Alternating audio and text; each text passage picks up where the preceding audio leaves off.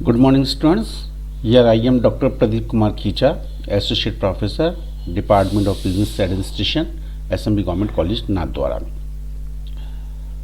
Today, I will teach to you regarding proposal and proposal or offer. छात्रों, प्रस्ताव क्या है? प्रस्ताव सेक्शन 2A के अंतर्गत डिफाइन किया गया है। जब एक व्यक्ति किसी दूसरे व्यक्ति के सम्मुख अपनी इच्छा किसी कार्य को करने अथवा न करने के उद्देश्य से प्रकट करता है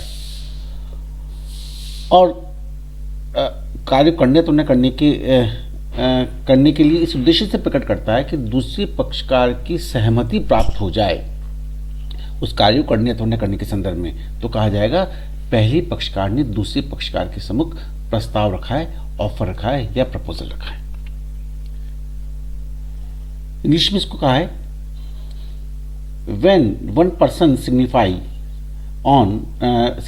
to another his willingness to do or to abstain from doing anything with a view of obtaining the assent of that other to such act or abstinence, he is said to make a proposal. Section 2A. जब कोई व्यक्ति किसी कार्य को करने के लिए अथवा नहीं करने के लिए अपनी इच्छा को व्यक्त कर रहा है दूसरे पक्षकार के सम्मुख, और इच्छा व्यक्त करने के पीछे उसका उद्देश्य क्या है कि दूसरे पक्षकार उस पर सहमति प्रकट कर दे, सहमति दे दे, तो कहा जाएगा पहले पक्षकार ने दूसरे पक्षकार के सम्मुख प्रस्ताव रखा है। उदाहरण के लिए, राम अपना पेन शाम को बेचने का 5 में बेचने का प्रस्ताव रखता है, शाम को 5 में बेचने की इच्छा व्यक्त करता है। यहां पर राम की इच्छा क्या है कि शाम इसको खरीदने के लिए सहमति दे दे, तो कहा जाएगा राम के द्वारा शाम के सम्मुख प्रस्ताव रखा गया है। अब प्रस्ताव की कुछ विशेषताएं बताई गई एट दिस टू पार्टीज। देखिए, कोई भी ठहराव करने के लिए, कोई भी अनुबंध का निर्माण करने के लिए, वैधानिक संबंधों की स्थापना करने के लिए it is essential that there should be 2 parties, 2 पक्षकार होने चाहिए। एक पक्षकार इच्छा व्यक्त करने वाला, जिसको हम वचनदाता के नाम से पुकारते हैं। जो पक्षकार इच्छा व्यक्त करता है, प्रस्ताव रखता है, वो पक्षकार वचनदाता कहलाता है, और जिस पक्षकार के सम्मुख ये प्रस्ताव रखा जाता है उसको हम प्रॉमिसी या वचन ग्रहीता के नाम से पुकारते हैं। तो देयर शुड बी 2 पार्टीज। पहली पार्टी कहलाएगी वचनदाता, promisor, and another one called promisee, वचन ग्रहीता। कोई भी व्यक्ति स्वयं को प्रस्ताव नहीं रख सकता और स्वयं उस पर सहमति व्यक्त नहीं कर सकता है, इसलिए यहां पर 2 पक्षकार का होना, 2 पार्टीज का होना अनिवार्य होता है। ए प्रपोजल में भी पॉजिटिव नेगेटिव। देखिए, ये जो इच्छा व्यक्त की जाती है वो इच्छा क्या है? वो धनात्मक भी हो सकती है, नकारात्मक भी हो सकती है। धनात्मक नकारात्मक मतलब कार्य करने के संदर्भ में भी हो सकती है, नहीं करने के संदर्भ में भी हो सकती है। अगर तुम आज मूवी देखने नहीं जाओ तो मैं आपको 50 रुपये दूंगा। इसका मतलब अगर आप ये काम नहीं करेंगे तो मेरे द्वारा 50 रुपये आपको दिया जाएगा। अगर पिता अपने पुत्र को इस प्रकार की इच्छा व्यक्त करता है और पुत्र उस पर सहमति व्यक्त कर देता है, तो पिता पुत्र के मध्य क्या हो गया? एक लीगल रिलेशन क्रिएट हो गया, दोनों के मध्य वैधानिक संबंधों की स्थापना हो गई। तो इच्छा जो व्यक्त की जाती है वो सकारात्मक भी हो सकती है और नकारात्मक भी हो सकती है। कार्य करने के संदर्भ में भी हो सकती है, कार्य नहीं करने के संदर्भ में भी हो सकती है। प्रस्ताव रखने का जो प्रमुख उद्देश्य होता है, जो भावना होती है, वो दूसरे पक्षकार से सहमति प्राप्त करना होती है। देखिए, इच्छा व्यक्त करने वाला जो पक्षकार है वचनदाता जब अपनी इच्छा व्यक्त करता है तो उसके पीछे उसका उद्देश्य क्या होना चाहिए? दूसरा पक्षकार उस पर कंसेंट दे दे, दूसरा पक्षकार के द्वारा उसके एसेंट प्राप्त हमें हो जाए। एसेंट देना तो न देना वचन ग्रहीता की इच्छा पर निर्भर करता है, किंतु जब हम प्रस्ताव रखते हैं तो हमारी भावना, हमारी इच्छा दूसरे पक्षकार से सहमति प्राप्त करने की होनी चाहिए। प्रस्ताव टाइम पास करने के उद्देश्य से नहीं किया था कि साहब मैं एक पक्षकार के सम्मुख प्रस्ताव रख रहा हूँ और दूसरा पक्षकार उस पर सहमति व्यक्त कर रहा है। दोनों का उद्देश्य किसी प्रकार का लीगल ऑब्लिगेशन क्रिएट करना नहीं है, वैधानिक संबंध स्थापित करना नहीं है, तो इसको हम प्रस्ताव के नाम से नहीं पुकारेंगे। क्योंकि प्रस्ताव की प्रमुख विशेषता है वैधानिक संबंधों की स्थापना वैधानिक संबंधों की स्थापना करने की इच्छा अथवा भावना होनी चाहिए। देन फिर बात आती है proposal must be made with an intention to create legal relation. अभी जो मैं आपको कह रहा था कि प्रस्ताव करने के पीछे प्रमुख उद्देश्य क्या होना चाहिए, वैधानिक संबंध स्थापित करना। प्रस्ताव कोई हंसी मजाक का खेल नहीं है कि एक पक्षकार दूसरे पक्षकार के सम्मुख प्रस्ताव रख रहा है और एक खेल की भांति कि मैं प्रस्ताव रखूंगा और आप उसमें सहमति व्यक्त कर देना और हमें किसी प्रकार का लीगल रिलेशन क्रिएट नहीं करना, हम अपना एक टाइम पास कर रहे हैं, एक हम खेल खेल रहे हैं। प्रस्ताव का उद्देश्य कोई खेल खेलना नहीं होता, अभी तो वैधानिक संबंध स्थापित करना होता है। इट मस्ट बी सिग्निफाइड और कम्युनिकेटेड। देखो प्रस्ताव का संवहन होना चाहिए। संवहन का मतलब होता है कम्युनिकेट होना चाहिए। मेरे मनोमस्तिष्क के अंतर्गत जो इच्छा है वो दूसरे पक्षकार के सम्मुख जब जाएगी, दूसरे पक्षकार को जब मालूम पड़ेगा तभी दूसरा पक्षकार उस पर अपनी सहमति देगा अथवा नहीं देगा। तो प्रस्ताव जो रखा जाए उस प्रस्ताव का संवहन होना अनिवार्य है। प्रस्ताव offer must be communicated to the promisee. Promisor के द्वारा ऑफर कम्युनिकेट किया जाना चाहिए। कम्युनिकेट स्पष्ट रूप से किया जा सकता है, कम्युनिकेट गर्भित रूप से किया जा सकता है, किसी भी रूप में कम्युनिकेट किया जा सकता है, किंतु इसका कम्युनिकेशन होना जरूरी है। जब तक कम्युनिकेशन नहीं होगा तब तक उस पर सहमति प्राप्त नहीं हो पाएगी और जब तक सहमति प्राप्त नहीं होगी तो किसी प्रकार का लीगल ऑब्लिगेशन क्रिएट नहीं हो सकेगा, वैधानिक संबंधों की स्थापना नहीं हो सकेगी। अब हम पढ़ेंगे प्रस्ताव के प्रकार, types of proposals, type of offers. देखिए प्रस्ताव को हम विभिन्न आधारों, प्रस्ताव का वर्गीकरण हम विभिन्न आधारों पर करते हैं। सबसे पहला जो आधार है वो है प्रस्ताव करने की विधि के आधार पर, on the basis of mode of making an offer. प्रस्ताव करने की विधि के आधार पर प्रस्ताव दो प्रकार के बतलाए गए हैं। एक होता है स्पष्ट प्रस्ताव और दूसरा होता है गर्भित प्रस्ताव। स्पष्ट प्रस्ताव, जब प्रस्ताव लिखित अथवा मौखिक रूप से शब्दों के द्वारा किया जाए तो स्पष्ट प्रस्ताव कहलाएगा। एक्स वाई के सम्मुख लिखित में अथवा मौखिक में शब्द उच्चारण के माध्यम से या शब्दों का प्रयोग करके, भाषा का प्रयोग करके अपनी इच्छा को व्यक्त कर रहा है तो ऐसे प्रस्ताव को हम स्पष्ट प्रस्ताव के नाम से पुकारते हैं। दूसरा प्रस्ताव होता है इम्प्लाइड ऑफर, गर्भित प्रस्ताव। ऐसा प्रस्ताव जब पक्षकारों के द्वारा शब्दों अथवा भाषा का प्रयोग किए बिना केवल आचरण व्यवहार के माध्यम से किया जाए। प्रॉमिसर किसी प्रकार के शब्द और भाषा का प्रयोग नहीं कर रहा है, न लिखित में न मौखिक में, अपितु अपने आचरण के माध्यम से इच्छा को व्यक्त कर रहा है, अपने व्यवहार के माध्यम से इच्छा को व्यक्त कर रहा है, तो कहा जाएगा ये इम्प्लाइड ऑफर है, ये प्रस्ताव गर्भित प्रस्ताव है। फिर हम वर्गीकरण करते हैं on the basis of the offeree. प्रस्ताव ग्रहीता के आधार पर, वचन ग्रहीता के आधार पर प्रस्ताव दो प्रकार का होता है। एक प्रस्ताव होता है विशिष्ट प्रस्ताव, स्पेसिफिक ऑफर, और दूसरा प्रस्ताव होता है सामान्य अथवा साधारण प्रस्ताव। विशिष्ट प्रस्ताव क्या है? जब प्रस्ताव किसी व्यक्ति विशेष के सम्मुख रखा जाए और जिस व्यक्ति विशेष के सम्मुख प्रस्ताव रखा जाए वही उस पर सहमति प्रदान कर सके, दूसरा पक्षकार उस पर सहमति प्रदान नहीं कर सके, तो ऐसी कंडीशन में कहा जाएगा कि प्रस्ताव विशिष्ट प्रस्ताव है। जैसे राम शाम को कहता है कि तुम मेरा पेन 5 रुपए के अंतर्गत, राम शाम के सम्मुख 5 रुपए में अपना पेन बेचने का प्रस्ताव रखता है, इच्छा व्यक्त करता है, तो कहा जाएगा कि ये स्पेसिफिक प्रस्ताव है। यहाँ पर शाम को ही कहा गया है। अगर मान लीजिएगा मोहन उस पर अपनी कंसेंट दे देता है, अपनी एसेंट देता है, तो यहाँ राम और मोहन के बीच में किसी प्रकार का लीगल ऑब्लिगेशन क्रिएट नहीं होगा, क्योंकि ये प्रस्ताव स्पेसिफिक ऑफर था, विशिष्ट प्रस्ताव था, और विशिष्ट प्रस्ताव को वही व्यक्ति स्वीकार कर सकता है जिसके सम्मुख ऐसा प्रस्ताव रखा जाता है। देन आता है जनरल ऑफर, सामान्य प्रस्ताव। सामान्य प्रस्ताव जन सामान्य के लिए, जनता के किसी भी वर्ग, जनता के लिए, जनता के किसी वर्ग विशेष के लिए किया गया प्रस्ताव है। ऐसा प्रस्ताव समस्त संसार या संसार के किसी एक भाग की जनता को किया जाता है और ऐसे प्रस्ताव में कोई भी पक्षकार प्रस्ताव की शर्तों को पूरा करके अपनी एसेंट दे सकता है, अपनी कंसेंट दे सकता है, अपनी सहमति व्यक्त कर सकता है। इस प्रस्ताव को हम बोलते हैं सामान्य प्रस्ताव। इस संबंध में एक महत्वपूर्ण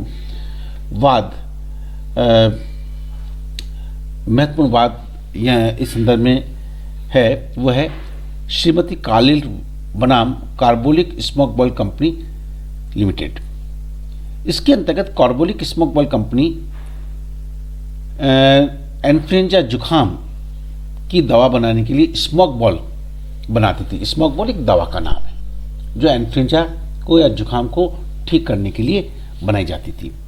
कंपनी ने समाचार पत्रों में ये एक विज्ञापन दिया कि जो भी कोई व्यक्ति हमारे द्वारा निर्मित स्मोक बॉल का सेवन निर्धारित विधि से करेगा तो उसका जुखाम निर्धारित अवधि में 2 सप्ताह के भीतर उसका इन्फ्लुएंजा ठीक हो जाएगा।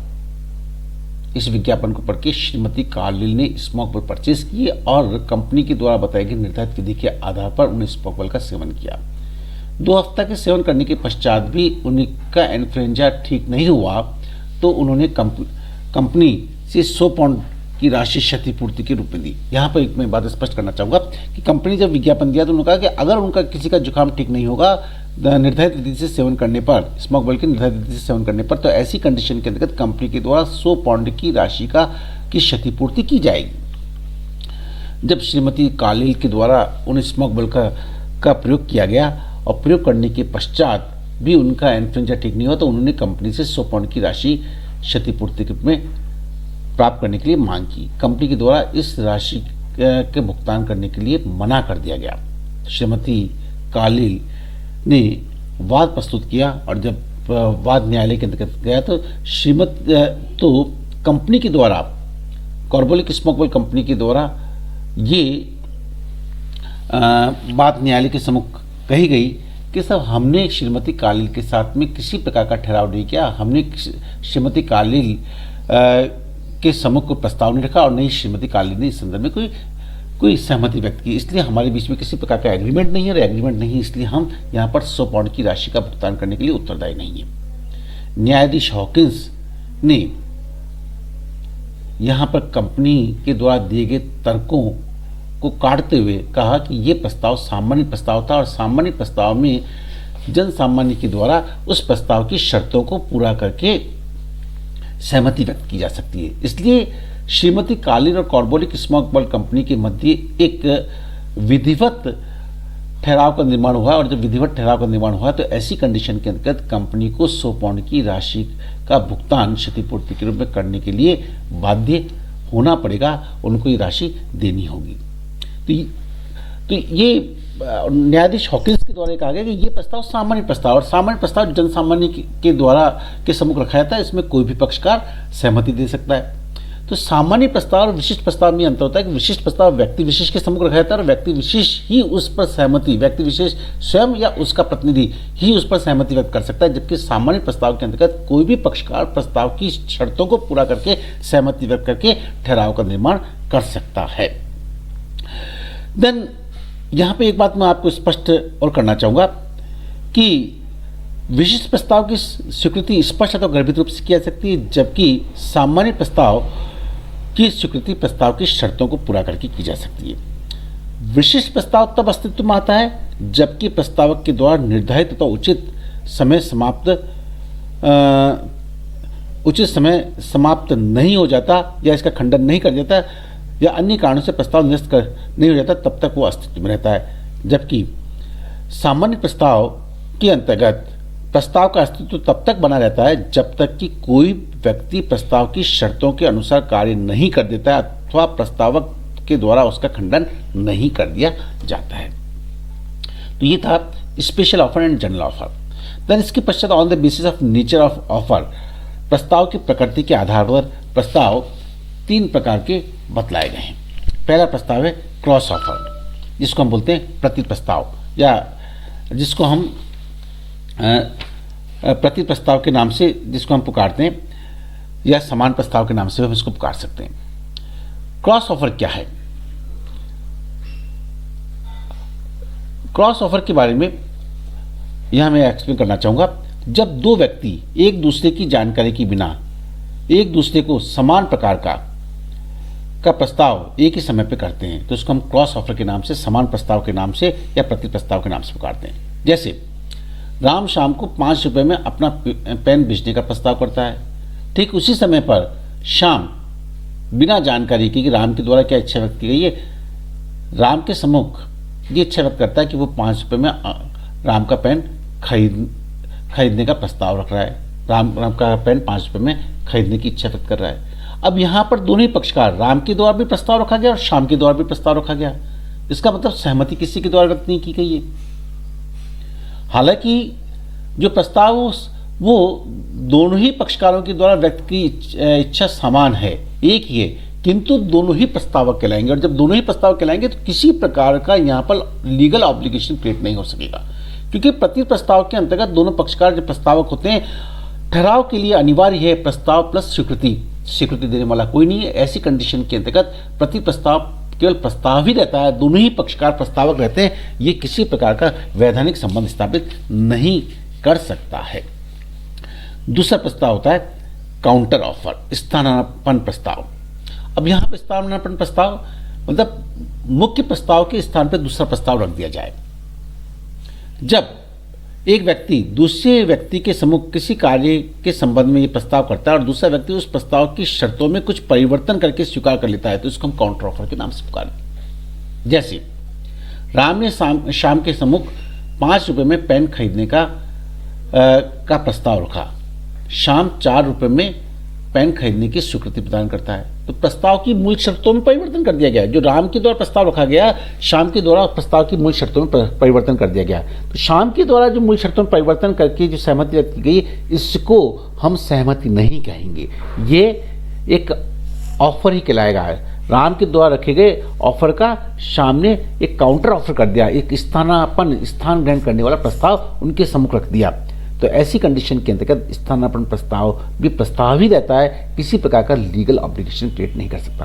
हाँ, अब शाम के द्वारा रखे गए प्रस्ताव पर राम सहमति व्यक्त कर दे। देखिए, पहले राम प्रस्तावक था, वचनदाता था, अब शाम ने क्या किया, शाम ने दूसरा प्रस्ताव रख दिया, वो सहमति नहीं कहलाएगी, वो दूसरा प्रस्ताव कहलाएगा। और दूसरा प्रस्ताव जब राम के सम्मुख रख दिया, राम उस पर अगर सहमति व्यक्त कर देता है, तो ऐसी कंडीशन में राम और शाम के मध्य क्या हो जाएगा, एक लीगल ऑब्लिगेशन क्रिएट हो जाएगा, दोनों के मध्य ठहराव और अनुबंध की उत्पत्ति हो जाएगी। तीसरा प्रस्ताव होता है स्थायी प्रस्ताव, स्टैंडिंग ऑफर। स्थायी प्रस्ताव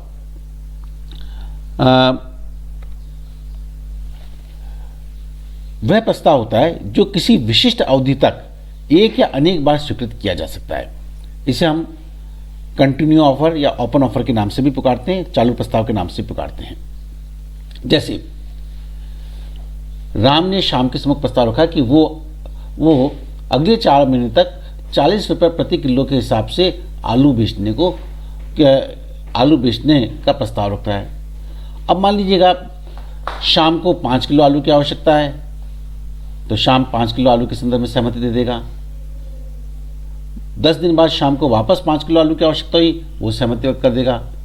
तो ऐसी कंडीशन के तहत ये प्रस्ताव क्या एक निश्चित अवधि तक खुला है, और कोई भी पक्षकार या जिसके सम्मुख प्रस्ताव रखा गया, वो पक्षकार उस पर सहमति व्यक्त करके ठहराव का निर्माण कर सकता है। तो ये थे प्रस्ताव के प्रकार। अब हम लेते हैं प्रस्ताव संबंधी वैधानिक नियम, legal rules as to offer और प्रपोजल, या लीगल रूल्स रिगार्डिंग प्रपोजल्स। देखिए, प्रस्ताव की जो कुछ विशेषताएं मैंने आपको शुरू में एक्सप्लेन की कि प्रस्ताव में कम से कम 2 पक्षकार होने चाहिए, प्रस्ताव सकारात्मक और नकारात्मक हो सकता है, प्रस्ताव करने का उद्देश्य वचन ग्रहीता से, प्रस्ताव ग्रहीता से सहमति प्राप्त करना होना चाहिए, प्रस्ताव वैधानिक संबंध स्थापित करने के आशय अथवा उद्देश्य से किया जाना चाहिए, प्रस्ताव स्पष्ट अथवा गर्भित हो सकता है, प्रस्ताव विशिष्ट अथवा साधारण हो सकता है। ये बातें मैंने अभी आप लोगों को अब तक समझाई। तो ये तो प्रस्ताव के वैधानिक नियम के अंतर्गत ये सब बातें तो आएगी। इसके अलावा कुछ महत्वपूर्ण बातें भी मैं आप लोगों को यहाँ पे एक्सप्लेन करना चाहूँगा।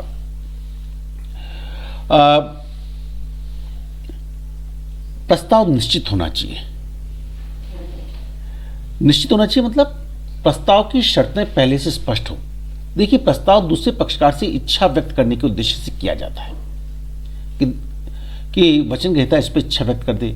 जब प्रस्ताव की शर्तें निश्चित नहीं होगी तो ऐसी कंडीशन के अंतर्गत इच्छा कैसे, उस पर सहमति कैसे व्यक्त की जाएगी। इसलिए प्रस्ताव की अपने आप में निश्चित होना चाहिए। राम शाम को 5 रुपए में पेन बेचने की इच्छा व्यक्त कर रहा है। इसका मतलब यहाँ पर शर्त स्पष्ट है, शाम अगर सहमति देना चाहेगा तो 5 रुपए में खरीदने की सहमति व्यक्त करेगा। प्रस्ताव अपने आप में निश्चित हो, स्पष्ट हो, शर्तें निश्चित होनी चाहिए ताकि उस पर सहमति व्यक्त की जा सके और वैधानिक संबंधों की स्थापना हो सके। जब प्रस्ताव की शर्तें अस्पष्ट होती है, निश्चित नहीं होती है, तो सहमति, हमारा कानून कहता है, उस पर सहमति व्यक्त नहीं हो पाएगी, और सहमति व्यक्त नहीं हो पाएगी तो ऐसी कंडीशन के अंतर्गत वो ठहराव अनुबंध का रूप धारण नहीं कर सकेगा। फिर महत्वपूर्ण बात आती है, ऑफर में भी ऑफर मस्ट बी कम्युनिकेटेड। प्रस्ताव का संवहन होना चाहिए। मेरे मनोमस्तिष्क में जो इच्छा है, जो बात है, वो दूसरे व्यक्ति के मनोमस्तिष्क तक पहुंचेगी, तभी दूसरा पक्षकार उस पर अपनी सहमति देगा, उस पर अपनी एसेंट देगा, उस पर अपनी कंसेंट देगा। इसलिए प्रस्ताव का संवहन होना जरूरी है। इस संबंध में एक महत्वपूर्ण बात प्रचलित है, वह है लालमन शुक्ल बनाम गोईदत्त का वाद। लालमन शुक्ला गोईदत्त के यहाँ पर मुनीम थे। एक बार गोईदत्त जो सेठ थे, उनका भतीजा घर से कहीं चला गया, खो गया, तो भतीजे को ढूंढने के लिए लालमन को गोईदत्त ने हरिद्वार भेजा कि आप जाके उनको, भतीजे को ढूंढो कि वह हरिद्वार में कहीं हो। तो लालमन के जाने के पश्चात गोईदत्त ने एक इश्तिहार छपवाया और उसमें लिखा कि जो कोई भी मेरे भतीजे को ढूंढ के लेके आएगा उसको 501 रुपये का इनाम दिया जाएगा। इस बीच गोईदत्त हरिद्वार पहुंचे और लालमन हरिद्वार पहुंचे, और हरिद्वार पहुंचने के पे उन्हें गोईदत्त का भतीजा मिल गया। वो गोईदत्त के भतीजे को वापस ले आए और गोईदत्त को सौंप दिया। कुछ समय पश्चात सेठ ने, गोईदत्त ने लालमन शुक्ल को नौकरी से निकाल दिया। जब लालमन शुक्ल को नौकरी से निकाल दिया गया तो लालमन शुक्ल ने अपने हिसाब में 501 रुपये जिसकी घोषणा गोईदत्त के द्वारा की गई थी, उसकी मांग की। गोईदत्त ने 501 रुपये का भुगतान करने से मना कर दिया। मामला जब न्यायालय में गया तो न्यायालय के द्वारा ये निर्णय दिया गया कि प्रस्ताव का संवहन नहीं हुआ। जब प्रस्ताव का संवहन नहीं हुआ तो इस पर सहमति कैसे व्यक्त होगी।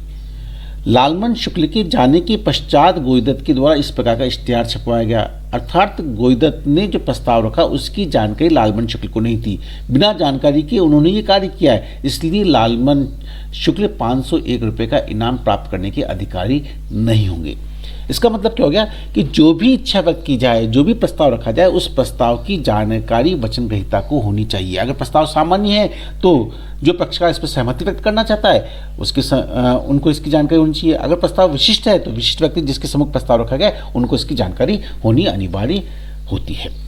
इसके पश्चात जो नेक्स्ट नियम आता है कि प्रस्ताव के संवहन का कोई भी माध्यम हो सकता है। देखो, प्रस्ताव जो किया जाता है, जो हम प्रस्ताव कम्युनिकेट करते हैं, कम्युनिकेशन का तरीका स्पष्ट भी हो सकता है, कम्युनिकेशन का तरीका गर्भित भी हो सकता है, लिखित भी हो सकता है, मौखिक भी हो सकता है, आचरण व्यवहार के माध्यम से भी हो सकता है।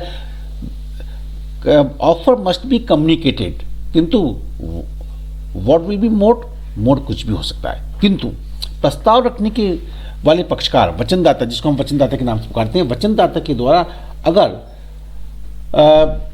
कुछ बातें स्पष्ट कर रखी है, वचनदाता के द्वारा जो संवहन का तरीका यूज किया गया, तो नेचुरली उस तरीके के माध्यम से वो प्रस्ताव का संवहन होना चाहिए। प्रस्ताव के साथ साथ में उसकी विशिष्ट शर्तों का संवहन भी होना चाहिए। देखिए, यहाँ पे प्रस्ताव की शर्तें प्रस्ताव का ही पार्ट होता है, तो हम जब संवहन करते हैं प्रस्ताव की विशिष्ट शर्तों का भी संवहन किया जाना। Terms and condition must be communicated with the offer. प्रस्ताव की शर्तों का संवहन किया जाना भी अनिवार्य होता है, आवश्यक होता है। फिर बात आती है, the offer should not bind the other party to reply. प्रस्ताव का संवहन किया जाता है तो प्रस्ताव दूसरे पक्षकार को बाउंड नहीं करना चाहिए, नहीं करने वाला होना चाहिए कि वो उस पर सहमति दे ही। देखो, सहमति देना अथवा न देना वचनदाता की इच्छा पर डिपेंड करता है। हमारी इच्छा क्या है, जब हम प्रस्ताव रखते हैं, वचनदाता की इच्छा क्या होती है? वचनदाता की इच्छा होती है कि दूसरा पक्षकार उस पर सहमति दे दे, किंतु देना अथवा न देना ये वचन ग्रहीता की इच्छा पर निर्भर करता है। इसलिए प्रस्ताव किसी भी दशा में दूसरे पक्षकार को सहमति व्यक्त करने के लिए बाउंड करने वाला नहीं होना चाहिए, बाध्य करने वाला नहीं होना चाहिए। अब यहाँ पे एक बात मैं आपको और बताना चाहूँगा, टेंडर प्रस्ताव अथवा स्थायी प्रस्ताव हो सकता है। अभी अपने कुछ देर पहले ही स्थायी प्रस्ताव के बारे में, स्टैंडिंग प्रपोजल के बारे में, या टेंडर प्रस्ताव के बारे में, या ओपन प्रस्ताव के बारे में पढ़ा। टेंडर प्रस्ताव, स्थायी प्रस्ताव दोनों में से किसी भी रूप में हो सकता है। हम टेंडर के निमंत्रण के प्रस्ताव अथवा निविदा सूचना को देखकर ही ये ज्ञात कर सकते हैं कि कोई टेंडर प्रस्ताव है या स्थायी प्रस्ताव है। यदि निविदा सूचना में किसी निश्चित अवधि में खरीदी जाने वाली मात्रा को निश्चित कर दिया गया है तो ऐसी सूचना के उत्तर में प्राप्त टेंडर को प्रस्ताव कहा जाएगा, और ऐसे टेंडर की स्वीकृति ही प्रस्ताव की स्वीकृति मान ली जाएगी और क्रेता और विक्रेता के बीच में अनुबंध का निर्माण हो जाएगा। किंतु यदि टेंडर आमंत्रित करने की सूचना में खरीदी जाने वाली वस्तु की अनुमानित मात्रा अथवा राशि का उल्लेख किया जाता है और माल आवश्यकता अनुसार धीरे धीरे खरीदे जाने का संकेत होता है तो ऐसी सूचना के उत्तर में प्राप्त टेंडर को हम स्थायी प्रस्ताव अथवा चालू प्रस्ताव के रूप में कहते हैं। ऐसे टेंडर को स्वीकार करने मात्र से ही पक्षकारों के बीच में अनुबंध का निर्माण नहीं हो जाता है। ऐसी परिस्थिति में जब जब माल की पूर्ति का आदेश दिया जाएगा तब तक अनुबंध का निर्माण होगा। इस प्रकार के प्रस्ताव की अवधि में जितनी बार माल खरीदने का आदेश दिया जाएगा उतनी ही बार नए अनुबंध का जन्म हो सकता है। देखिए, there is basic difference between tender and standing offer या ओपन ऑफर। ओपन ऑफर एक निश्चित अवधि तक खुला रहता है, उसके अंतर्गत मात्रा हम जब भी अपनी सहमति व्यक्त करेंगे तो उसमें हम उसमें मात्रा का उल्लेख करेंगे। तो टेंडर ओपन ऑफर होता है वो खुला रहता है, जबकि जो टेंडर होता है टेंडर के माध्यम से हम प्रस्ताव आमंत्रित करते हैं। देखिए, टेंडर का विज्ञापन अपने आप में प्रस्ताव नहीं होता, अपितु टेंडर के माध्यम से प्रस्ताव का टेंडर एक प्रस्ताव हेतु निमंत्रण है, अपने आप में प्रस्ताव नहीं होता। यहाँ पर मैं एक बात आप लोगों को स्पष्ट करना चाहूँगा कि प्रस्ताव और प्रस्ताव के निमंत्रण में अंतर होता है। प्रस्ताव का निमंत्रण क्या है? Invitation to offer. प्रस्ताव का निमंत्रण अपने आप में प्रस्ताव नहीं होता, अपितु प्रस्ताव करने के लिए दूसरे पक्षकार को आमंत्रित करना होता है। कई बार हमें लगता है कि दूसरे पक्षकार के द्वारा प्रस्ताव रखा गया है, जबकि वो प्रस्ताव नहीं रखे, प्रस्ताव हेतु हमको आमंत्रण देता है। तो प्रस्ताव और प्रस्ताव के निमंत्रण का प्रमुख अंतर यह है कि प्रस्ताव का उद्देश्य वचन ग्रहीता की स्वीकृति प्राप्त करना होता है, जबकि प्रस्ताव हेतु निमंत्रण का उद्देश्य दूसरे पक्षकार को कार्य करने अथवा नहीं करने के संदर्भ में प्रस्ताव प्राप्त करना होता है। प्रस्ताव की स्वीकृति देने से ठहराव का निर्माण हो जाता है, जबकि प्रस्ताव हेतु निमंत्रण को स्वीकार करने से प्रस्ताव का जन्म होता है। प्रस्ताव की स्वीकृति हो जाने से दोनों पक्षकारों में वैधानिक संबंधों की स्थापना हो जाती है, वैधानिक दायित्वों की उत्पत्ति हो जाती है, जबकि प्रस्ताव के निमंत्रण को स्वीकार करने से केवल प्रस्ताव की उत्पत्ति होती है और प्रस्ताव पर जब तक सहमति प्राप्त नहीं होगी तब तक किसी प्रकार का लीगल ऑब्लिगेशन क्रिएट नहीं हो पाएगा। अब मैं आपको यहाँ पर स्पष्ट करना चाहूँगा कि इन्विटेशन टू जो प्रपोजल है वो बहुत से प्रकार के होते हैं, बहुत से तरीके के हो सकते हैं, जिसमें हमको लगता है कि ये अपने आप में प्रस्ताव है, जबकि प्रस्ताव नहीं होता। जैसे कैटलॉग, वस्तुओं के विक्रय के लिए प्रकाशित सूची पत्र को हम कैटलॉग के नाम से पुकारते हैं, ये अपने आप में प्रस्ताव नहीं होता। कैटलॉग के अंतर्गत जो बात बताई गई उसके अकॉर्डिंग खरीदार प्रस्ताव रखता है दुकानदार के सम्मुख कि आपने कैटलॉग के अंतर्गत बिजनेस रेगुलेटरी फ्रेमवर्क जो शिमाली खींचा शर्मा के द्वारा लिखित है, जिसका मूल्य 250 रुपये, उसको खरीदने का मैं आपके सम्मुख प्रस्ताव रखता हूँ। अब बेचना तो न बेचना ये दुकानदार की इच्छा पर डिपेंड करता है। मेरे द्वारा रखे गए प्रस्ताव पर, मैं खरीदार हूँ, मेरे द्वारा रखे गए प्रस्ताव पर अगर दुकानदार सहमति व्यक्त कर देगा तो ऐसी कंडीशन के अंतर्गत हमारे बीच में लीगल ऑब्लिगेशन क्रिएट हो जाएगा, ठहराव का निर्माण हो जाएगा। तो सूचीपत्र अपने आप में, कैटलॉग अपने आप में प्रस्ताव न होकर प्रस्ताव हेतु निमंत्रण आमंत्रण माना जाता है। इसी प्रकार से प्राइस टैग, हम जब वस्तु खरीदने के लिए जाते हैं तो बहुत सी वस्तुओं के ऊपर प्राइस टैग लगे हुए होते हैं। प्राइस टैग अपने आप में प्रस्ताव न होकर प्रस्ताव हेतु निमंत्रण होता है। मेन्यू कार्ड, रेस्टोरेंट होटल के अंतर्गत हम जाते हैं तो वहाँ पे मेन्यू कार्ड होता है, मेन्यू कार्ड के अंतर्गत दरों का उल्लेख होता है, वस्तु और दरों का उल्लेख होता है। मान लीजिएगा हमने पिज़्ज़ा उसमें मेन्यू कार्ड में लिखा हुआ है, पिज़्ज़ा की रेट मान लीजिए 300 रुपये लिखी हुई है। हम वेटर को कहते हैं कि मेरे लिए पिज़्ज़ा 300 रुपये में जो पिज़्ज़ा है इस पिज़्ज़ा को ले आओ। वेटर के द्वारा मना कर दिया जाता है कि नहीं साहब, ये पिज़्ज़ा हम सप्लाई नहीं कर सकते। तो ऐसी कंडीशन के अंतर्गत यहाँ पर हमारे द्वारा जो पिज़्ज़ा का आदेश दिया गया, ये आदेश के लिए प्रस्ताव था, और हमारे प्रस्ताव को अगर वेटर के द्वारा स्वीकार नहीं किया गया तो हमारे और होटल के बीच में, रेस्टोरेंट के बीच में किसी प्रकार का लीगल ऑब्लिगेशन क्रिएट नहीं होगा। तो मेन्यू कार्ड भी अपने आप में प्रस्ताव हेतु निमंत्रण होता है। इसी प्रकार से विक्रय हेतु विज्ञापन, जब कंपनी विक्रय हेतु विज्ञापन करती है तो विज्ञापन अपने आप में प्रस्ताव हेतु लोगों को आमंत्रित करना होता है। इसी प्रकार से पूछताछ का पत्र हमने लिखा, उसका उत्तर जब दूसरे पक्षकार देता है तो वो उत्तर अपने आप में प्रस्ताव हेतु निमंत्रण माना जाता है। कंपनी का प्रॉस्पेक्टस, जिसके माध्यम से हम अंशों अथवा ऋण पत्रों का हेतु अभिधान प्राप्त करते हैं, ये प्रस्ताव न होकर प्रस्ताव हेतु निमंत्रण माना जाता है। बीमा का विज्ञापन या बीमा एजेंट के द्वारा जो घोषणा की जाती है, ये भी प्रस्ताव हेतु निमंत्रण माना जाता है।